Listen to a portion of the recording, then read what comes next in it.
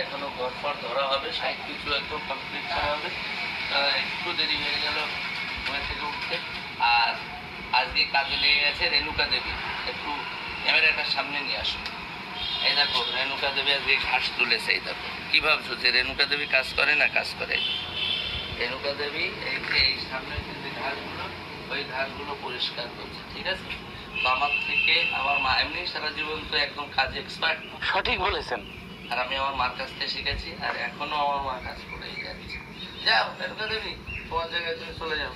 একটু ব্যস্ত রাখছি আর কি, না তোমাকে ডিস্টার্ব করছে বারবার। চলো কাজটা কমপ্লিট করে ফেলি। আর আজকে আমাদের বাড়িতে অনেক জায়গা থেকে লোক আসবে, তো সঙ্গে থেকো, ব্লগটা কিভাবে চলছে, ঠিক আছে? সঙ্গে থেকো। সকালবেলায় যখন আমরা কাজ করতাম তখন মাকে কি করতাম, বাইরে পাশে বসিয়ে রাখলে অনেক ডিস্টার্ব করতো, তো ঘরের ভিতরে রেখে দিতাম।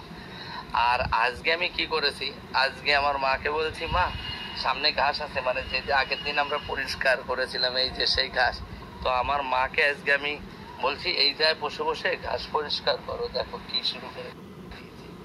এই দেখো কত সুন্দর বসে বসে ঘাস পরিষ্কার করতে, দেখেছো কত সুন্দর করছে এলাকা। এই পিছনটা পুরো পরিষ্কার করে ফেলেছে। আর এই দেখো বসে বসে সেই কাজ করেই যাচ্ছে, সুইচার লাগিয়ে দিয়েছি একদম বসে বসে। খালি বলছো মা তুমি এখানে বসে বসে এগুলো তোলো, আর দেখো কত সুন্দর করে পরিষ্কার করছে, ঠিক আছে? আর বিজি রয়েছে, এখন আর ডিস্টার্ব করছে না। তো এই ফাঁকে আমার সব কাজগুলো কমপ্লিট করতে হবে। আবার কি করে মাঝে মাঝে দেখে আমার বাবা আছে কিনা, তাই ভাবে। তা আমি বলছি আমি আসি, মাঝে মাঝে আবার চিল্লা বলে আমি এখানে আসি, তুমি কাজ করো। ওমা কাজ করো তাহলে, আমি এখানে আসি, হ্যাঁ ঠিক আছে? ওই দেখো, দেখেছো? ওই দেখো আমার মানে স্কুটির উপরে সেই গাছগুলো রাখছে। এটা ধরতে হবে, এই যে সব দেখেছো, এটা কমপ্লিট করবো। আরো রয়েছে এইসব তাবু ফাবু সব, এই যে পুরো একদম বুঝিয়ে বলবো, এটা কমপ্লিট করতে হবে সবকিছু। এদিকে আসো, এদিকে আসো। এইগুলো কি করছো তুমি? দাঁড়াও, আমার থাকবে না, এই আসলে তুমি থাকবে না। বেগুন গুলোতে ছিঁড়ার কি আছে? এই দেখো ঘাস তুলছিল, তার সাথে সাথে এই যে কি করেছে, সব বেগুন গুলো ছিঁড়ে ফেলেছে। দাও, আর কি অবস্থা রে, কি করেছে এগুলো মা? এগুলো কেউ করে? হ্যাঁ, সব বেগুন গুলো ছিঁড়ে ফেলেছে, কচি কচি বেগুন গুলো ছিঁড়ে ফেলেছে। বেগুন বড় হচ্ছিল, তুমি এইগুলো ছিঁড়ে ফেলেছো। তুমি তুলছিলে ঘাস এই দিকে, ওই দিকে কেন গেলে? আর তার শিয়ার নিয়ে কোথায় গিয়ে রেখে দিয়েছে? ওই যে শিয়ার বলেন কি? টাইনে নিয়ে এসে। চলো এই যে এই জায়গাটা, এই জায়গা তো এই যে আমি রাখছি, এগুলো ঘরে রান্না করতে হবে তো, ঠিক আছে? এগুলো আমি রেখে দিলাম, সব কষি কষি বেগুন একদম। এই তো এখনই রান্না করবো, তোমারে খেতে দেবো। তোমারে রান্না না করে খেতে দিলে হবে? তাড়াতাড়ি খেতে দেবো তোমাকে। সকালবেলায় উঠে বলছে যে কটা মুড়ি দাও আর হচ্ছে সন্দেশ দাও। চলো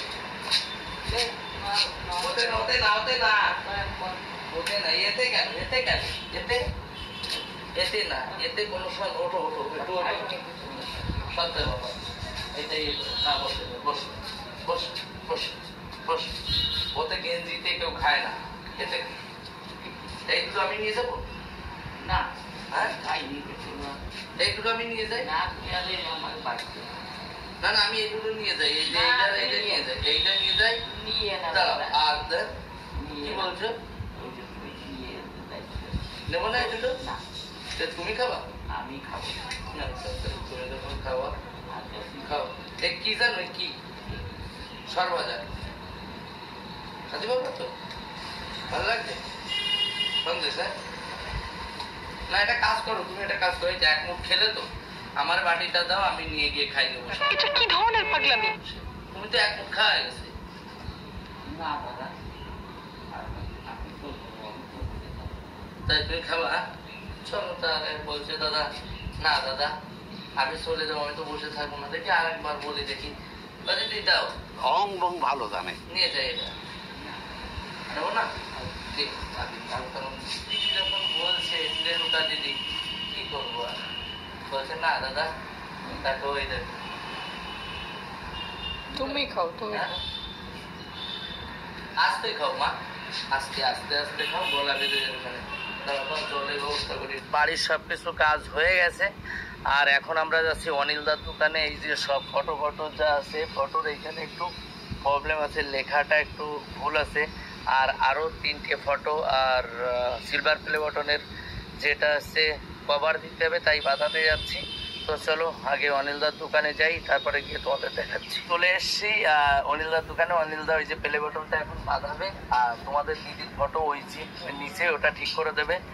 ওই যে দিদির ফটো দেখো, এই যে দিদির ফটো আগে অনিলদা বানিয়েছিল অনেক সুন্দর করে, কিন্তু একটুখানি একটা জিনিসে ভুল হয়ে গেছে, সেইটা ঠিক করে দেবে। তো চলো এইটা বাঁধিয়ে নিয়ে তারপরে আমরা যাব অন্য আর একটা জায়গায়, মানে ঠাকুর মশাইয়ের সাথে আমার কথা বলতে হবে।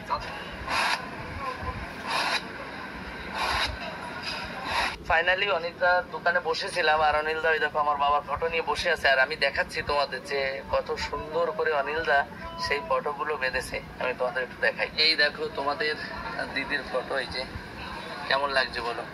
এই যে অনিলদা এইটা বেঁধেছে। তারপরে দেখাও এক এক করে, আমার বাবারটা দেখাও, বাবারটা দেখাও, দেখাও বাবারটা দেখাও। এই দেখো আমার বাবার ফটো। অনেকেই দেখতেছে এসো, এটা হচ্ছে আমার বাবা, ছিল একদম মাটির মানুষ, সোনার মানুষ একদম। আর আমিও ঠিক আমার বাবার মতো হতে চাই। আর এই যে তোমাদের ভালোবাসার জিনিস দেখেছো, এটা আছে দেখো সিলভার প্লে বাটনটা বেঁধে দিয়েছে। একটু ঘুরে দেখাও তো কিরকম ভাবে করেছো এটাকে, সুন্দর করে দেখো কত সুন্দর করে বেঁধে দিয়েছে, দেখেছো? এই দেখো, ঠিক আছে। তো অনিলদা এই দেখো বেঁধে দিয়েছে কত সুন্দর করে সবকিছু। থ্যাংক ইউ অনিলদা, থ্যাংক ইউ। সবে বাদ মুড়ি দিচ্ছে, ট্যান ট্যান করে এসছে, কেমন লাগছে বলো। আমরা বাজার থেকে এসে তারপরে এসে খাওয়া দাওয়া করে বসেছিলাম, তার মাকে চান করিয়ে দিলাম। দাঁড়াও, চল আছে আছে চল আছে, ওটা মেশিন বাজছে, কোনো মেশিনের আওয়াজ হ্যাঁ হলে ভাবে ছেলে কান্না করে। এই যে তোমার ছেলে, এই যে তোমার ছেলে পাগল হয়ে যাচ্ছে, ছেলে ভাবে কি ছেলে মনে হয় ছোট আছে। ঠিক আছে, তো কেমন লাগছে ছাড়ো। দেখো আমার মাকে কেমন লাগছে বলো, ভালো লাগছে না আজকে? হ্যাঁ চলো মা বসো। আজ আর শেষ হচ্ছে না, মার ওই যে তো মার এই দেখো চান ধান করে একদম জামা কাপড় পরিয়ে দিয়েছি। ঠিক আছে, কেমন লাগছে আজকে? দেখো আজকে ব্লু ড্রেস, আমার মা ব্লু ড্রেস হয়ে গেছে, যেহেতু কত সুন্দর লাগছে। ভালো লাগছে মা, হেবি সুন্দর লাগছে আমার কাছে। তো এখন মাকে ঘরে রেখে আমরা যাবো হচ্ছে পুরোহিতের বাড়ি। তো পুরোহিতের বাড়ি গিয়ে পুরোহিতের সাথে কথা বলবো, কথা টথা বলে তারপরে সব কাজের জন্য ব্যবস্থা করে তার বাড়ি আসবো। আমরা এখনো স্নান করিনি, এখন বেরোবো। তো আমি বাড়িতে চলে এসেছি সানাপাড়া থেকে। আমার পুরোহিত দেখা হয়ে গেছে, আর পুরোহিত দেখা হয়ে যাওয়ার পরে বাড়িতে লোক আসার কথা ছিল, এসছে। এই যে সবাই আবার এনাদের চেনো সবাই। তোমাদের বাড়ি কোথায় এক এক করে বলো। আমার বাড়ি ঠাকুরগাঁও। হ্যাঁ বাবা, এ তো পাশের বাড়ির লোক। আর এই দিদি এসেছিল সেই কোথাতে যেন, মকরন্দপুর। আর এই দিদির বাড়ি আমাদের এইখানেই, আবার ঠাকুরনগরে, তাই তো। আর ওই যে দিদি ওই যে বাঁধন বুঝাচ্ছে দুইজনে, বুঝে ফেলেছিস তো? ও বুঝে পাগল হয়ে যাচ্ছে, ওর মা আরো দুইজনে মিলে বুঝছে। তবে একটা কথা বলি যে আশেপাশের কাউকে দিয়ে চ্যানেল ঠিক করিও না, তাহলে কি হবে? ইন্দা কুড়ুকুড়ু অন দা স্পট হয়ে যাবে, তাহলে ইন্দা কুড়ুকুড়ু অন দা স্পট হয়ে যাবে। তার জন্য বলছিলাম যাদের চ্যানেলে কোনো প্রবলেম আছে, শুধু আছে দেবাশিস তোমাদের জন্য। বড় বড় ইউটিউবাররা বাড়িতে গেলে কথা বলে না, সবাই এসে আমার কাছে বলে, কিন্তু তোমাদের উদ্দেশ্যে আমি কথা বলি, তোমরা বড় ইউটিউবার, ঠিক আছে, প্লিজ একটুখানি সময় করে এদের একটু হেল্প করো, ঠিক আছে? এটা হচ্ছে কথা। তো চলো আমি এখন যাব ডাক্তার দেখাতে, আমার চোখের একটু প্রবলেম আছে, ডাক্তার দেখাতে যেতে হবে। চলো বেরিয়ে পড়ি।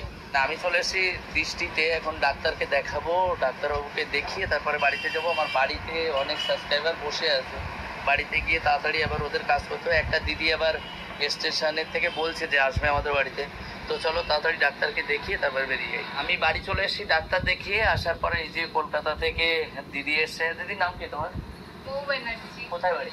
দক্ষিণেশ্বর। দক্ষিণেশ্বর থেকে, মানে মেনকা আন্টির বাড়ির আশেপাশে বাড়ি। ঠিক আছে, তো চলো একটু বসবো, বসে কথাবার্তা বলবো, তারপরে যে কাজগুলো আছে সেইগুলো মেনটেন করব। আমার মা আমাকে বলছে সিমড়া কিটা। হ্যাঁ অমনি ভালো আছে?